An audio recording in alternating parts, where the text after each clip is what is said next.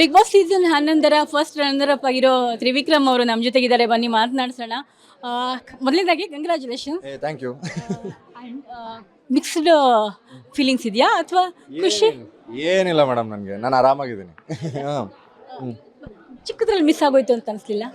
Madam ಅದು ಒಂದು ಕಪ್ಪು ಬರುತ್ತೆ ಹೋಗುತ್ತೆ ಅದು ಬೇರೆ ಪ್ರಶ್ನೆ. ನನಗಿದ್ದಿದ್ದು ಒಳಗೆ ಹೋಗ್ಬೇಕಾದ್ರೆ ಜನರು ಪ್ರೀತಿ ಸಂಪಾದನೆ ಮಾಡಬೇಕು ಅಂತ, ಅದನ್ನ ಇಲ್ಲೆಲ್ಲ ಸಂಪಾದನೆ ಮಾಡಿದ್ದೀನಿ. ಅದು ಎಸ್ಪೆಷಲಿ ನನಗೆ ಕ್ಲೋಸ್ ಆಗಿದ್ದವ್ರು ನನ್ನ ಗೆಲುವನ್ನು ಸೆಲೆಬ್ರೇಟ್ ಮಾಡ್ತಾ ಇದ್ದಾರೆ. ಅದ್ರ ಬಗ್ಗೆ ಇನ್ನೂ ಹೆಮ್ಮೆ ಇದೆ ಸರ್, ಇನ್ನೂ ಹೆಮ್ಮೆ ಇದೆ ನನಗೆ.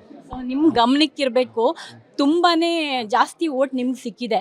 ತುಂಬ ಏನು ಕಾಂಪಿಟೇಷನಿಂದ ತುಂಬ ಏನು ದೂರ ಇಲ್ಲ ನೀವು, ಅಲ್ವಾ? ಹ್ಯಾಪಿನಾ?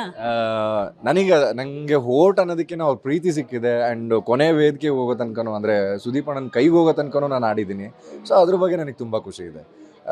ಆ ಕಪ್ಪು ಬರುತ್ತೆ ಬಿಡುತ್ತೆ ಅದು ಬೇರೆ ಪ್ರಶ್ನೆ, ಬಟ್ ನಾನೇನು ಅಂದ್ಕೊಂಡು ಹೋಗಿದ್ದೆ ಅದನ್ನು ನಾನು ಫುಲ್ಫಿಲ್ ಮಾಡ್ಕೊಂಡಿದ್ದೀನಿ. ಆ್ಯಂಡ್ ಆಚೆ ಬಂದಾಗ ಅದೆಲ್ಲ ನನಗೆ ಈ ಥರ ರಿಯಾಕ್ಷನ್ಸ್ಗಳು ನೋಡಿದಾಗ ಆ್ಯಂಡ್ ಎಸ್ಪೆಷಲಿ ಫ್ರೆಂಡ್ಸ್ಗಳು ಹೊಗಳೋದಾಗ ನನಗೆ ತುಂಬಾ ಖುಷಿ ಆಯಿತು. ಯಾಕಂದರೆ ಅವರೇ ನನ್ನನ್ನು ನೋಡಿಕೊಂಡು ಬೆಳೆಸಿದ್ದವರು.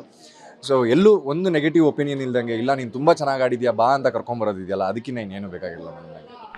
ನಿಮ್ಗೆ ಅನಿಸಿತಾ ನನ್ನ ಬಿಟ್ಟರೆ ಬೇರೆಯವ್ರು ಯಾರು ವಿನ್ ಆಗ್ಬೋದು ಅಂತ ಅನಿಸ್ದಾಗ ಅನಿಸಿತ್ತು ನಿಮಗೆ ಆ ಟೈಮಲ್ಲಿ ಮನೇಲಿದ್ದಾಗ? ಮೇಡಮ್ ನನಗೆ ಆ ಥರದ್ದು ಫೀಲಿಂಗೇ ಇರಲಿಲ್ಲ. ಯಾಕಂದರೆ ನಾನು ಇನ್ನೊಬ್ಬರ ಜೊತೆ ಕಾಂಪಿಟೇಟ್ ಮಾಡ್ತಾ ಇರಲಿಲ್ಲ. ಸೊ ಇದೊಂದು ಸ್ವಲ್ಪ ಕ್ಲೀಶೆ ಅನಿಸುತ್ತೆ ಹೇಳಿದ್ರೆ. ನಾನಲ್ಲೂ ತುಂಬ ಸತಿ ಹೇಳಿದ್ದೀನಿ, ನಾನಿಲ್ಲಿ ನಮ್ಮ ಟೀಮ್ ಜೊತೆಗೆ ಆಡ್ತಾ ಇದ್ದೀನಿ, ನನಗದು ಮ್ಯಾನ್ ಆಫ್ ದಿ ಸೀರೀಸ್ ಸಿಗಬೇಕು ಅಂತ ಹೊಡೆದಾಡ್ತಾ ಇದ್ದೀನಿ ಅಂತ. ಕಾಂಪಿಟೇಷನ್ ಅಂತ ಇದ್ದಿದ್ದೆ ನನ್ನ ಮೇಲೆ ನನಗೆ. ಸೊ ಎವ್ರಿ ಡೇ ನಾನು ರಿಫಾರ್ಮ್ ಆಗಬೇಕು, ಗೆಲ್ಲಬೇಕು, ನಾನು ಏನು ಮಾಡ್ಕೋಬೇಕು ಈ ಮನೇಲಿ ಉಳ್ಕೊಳ್ಳೋದಕ್ಕೆ ಅಂತ ಕೆಲಸ ಮಾಡ್ತಿದ್ದೆ ಹೊರತು ಯಾರನ್ನೂ ಆಚೆ ಕಳಿಸ್ಬೇಕು, ಇವರೇನೋ ಮಾಡ್ತಾ ಇದ್ದಾರೆ, ಇವ್ರು ಯಾರೋ ಕಪ್ ಗೆಲ್ತಾರೆ ಅನ್ನೋ ಇಂಟೆನ್ಷನೇ ಇರಲಿಲ್ಲ ನನಗೆ. ಸೊ ಆ ಕಪ್ ನನಗೊಂದು ಮ್ಯಾನ್ ಆಫ್ ದಿ ಸೀರೀಸ್ ಆಗಿತ್ತು. ಸೊ ಅದು ನನಗೆ ಮಿಸ್ ಆಯಿತು ಒಂದೆರಡು ರನ್ನಲ್ಲಿ. That's okay. ಅದನ್ನು ಇನ್ನೂ ಚಾಲೆಂಜಿಂಗ್ ಆಗಿ ತೊಗೊಂಡು ನೆಕ್ಸ್ಟ್ ಕಪ್ಗಳೇನಿದೆ ಅದನ್ನು ನೋಡ್ಕೊಂಡು ಹೋಗ್ತೀನಿ. ಹನುಮಂತು ಗೆದ್ದಿದ್ದು ನಿಮ್ಗೆ ಎಷ್ಟು ಖುಷಿ ಇದೆ? ಮೇಡಮ್ ಹನುಮಂತು ಒಂಥರ ನಾಟಿ ತಳಿ ಅದು. ಸೊ ನಮಗೆ ಕನ್ನಡಕ್ಕೆ ಸಿಕ್ಕಿರೋ ಒಂದು ಗಿಫ್ಟು. ಸೊ ಅವ್ನು ತುಂಬ ಚೆನ್ನಾಗಿ ಹಾಡ್ತಾನೆ ಆ್ಯಂಡ್ ತುಂಬ ಒಳ್ಳೆಯ ವ್ಯಕ್ತಿತ್ವ. ಅವ್ನು ಇದೇ ಥರ ಇರಲಿ. ಈಗ ಬೇರೆ ಮದುವೆ ಆಗಬೇಕು ಅಂತ ಡಿಸೈಡ್ ಆಗಿದ್ದಾನೆ, ಅದಕ್ಕೂ ಕಂಗ್ರ್ಯಾಚುಲೇಷನ್ಸ್. ಆ್ಯಂಡ್ ತುಂಬ ಚೆನ್ನಾಗಿದ್ದಾನೆ, ಒಳ್ಳೆಯ ವ್ಯಕ್ತಿ. ಸೊ ಅದ್ರಲ್ಲಿ ಅವ್ನು ಗೆದ್ದಿದ್ದು ನನಗೇನೂ ಬೇಜಾರಿಲ್ಲ ಮೇಡಮ್. ಸರಿ, ಅವ್ರ ಮದುವೆ ಬಗ್ಗೆ ಹೇಳಿದ್ರಿ, ನಿಮ್ಮ ಮದುವೆ ಬಗ್ಗೆ ಹೇಳಿ. ಹುಡುಕ್ಬೇಕು ಮೇಡಮ್, ಈಗ ಯಾರು ಸಿಗ್ತಾರೆ ಏನು ಅಂತ. ಯಾರನ್ನ ನೋಡಿ ಕಟ್ಕೊಳ್ಳೋರು ಸಿಕ್ಕಿದ್ರೆ ಮದುವೆ ಆಗ್ತೀನಿ ನಾನು. ಏನೋ ಡೌಟ್ ಅಲ್ಲೇ ಸಿಕ್ಕಿದ್ದಾರೆ ಅಂತೆಲ್ಲ ಹೇಳ್ತಾ ಇದ್ದಾರಲ್ಲ? ಭವ್ಯ ಚಿಕ್ಕೋಳದ್ಲು ಮೇಡಮ್ ನನಗೆ. ನೀವೇ ಹೇಳ್ಬಿಟ್ರಿ. ಅದಕ್ಕೆ ಅಮ್ಮ ಏನಂದ್ರು, ತುಂಬಾ ಖುಷಿ ಆದ್ರ?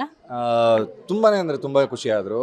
ಯಾಕಂದರೆ ಮಗನಿಗೆ ಕಪ್ ಗೆಲ್ಲಬೇಕು, ಅದೆಲ್ಲದಕ್ಕಿಂತ ಎಕ್ಸ್ಪೆಕ್ಟೇಷನ್ ಇದ್ದಿದ್ದು ಅವ್ರು ಚೆನ್ನಾಗಿ ಆಡ್ಕೊಂಬರ್ಬೇಕು ಅಂತ. ಅವ್ರು ನನ್ನ ಕೋಪದ ಮೇಲೆ ಡೌಟ್ ಇತ್ತು ಅವ್ರಿಗೆ. ಸೊ ಅದನ್ನು ತುಂಬ ಕ್ಲೀನಾಗಿ ನಿಭಾಯಿಸ್ಕೊಂಬಂದೆ ಅಂತ ಅನ್ಕೊತೀನಿ.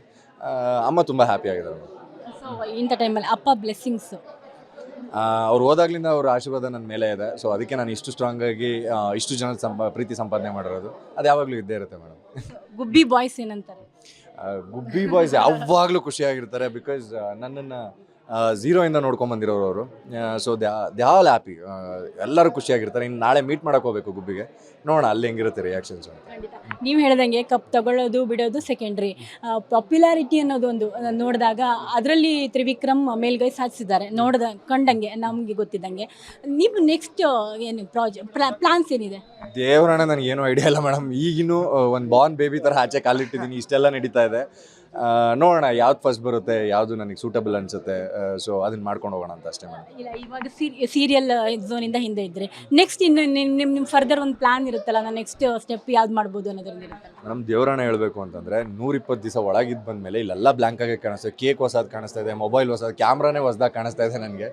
ಸೊ ಇನ್ನೂ ಒಂದು ಸ್ವಲ್ಪ ಟೈಮ್ ತೊಗೊಂಡು ಯೋಚನೆ ಮಾಡಿ ಬರಬೇಕು ಈಗ. ಸರಿ, ಓಕೆ. ನೆಕ್ಸ್ಟ್ ನಾಳೆಯಿಂದ ಹೊಸ ಫ್ಯೂಚರು. ನಾಳೆ ಏನು ಪ್ಲಾನ್ ಇದೆ ನಿಮ್ದು? ಏನು ಎಲ್ಲಿ ಹೋಗಬೇಕು ಅಂತ?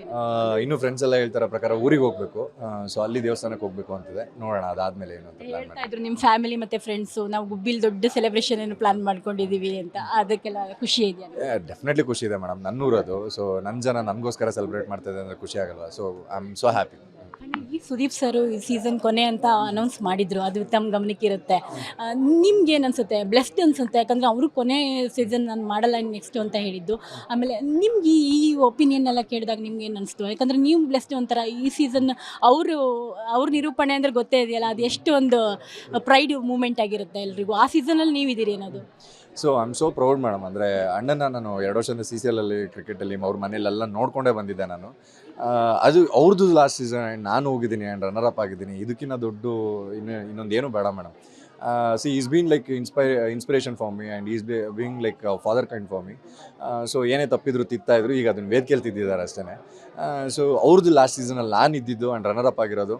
ಇದಕ್ಕಿಂತ ಚೆರಿಷಿಂಗ್ ಮೂಮೆಂಟ್ ಹಂಗೆ ಯಾವುದೂ ಇಲ್ಲ ಮೇಡಮ್. ಬಿಗ್ ಬಾಸ್ ಮನೆಯಲ್ಲಿ ಏನನ್ನ ಮಿಸ್ ಮಾಡ್ಕೋತೀರಾ ಇಲ್ಲ ಆಚೆ ಬಂದಮೇಲೆ? Big Boss ಧ್ವನಿನ.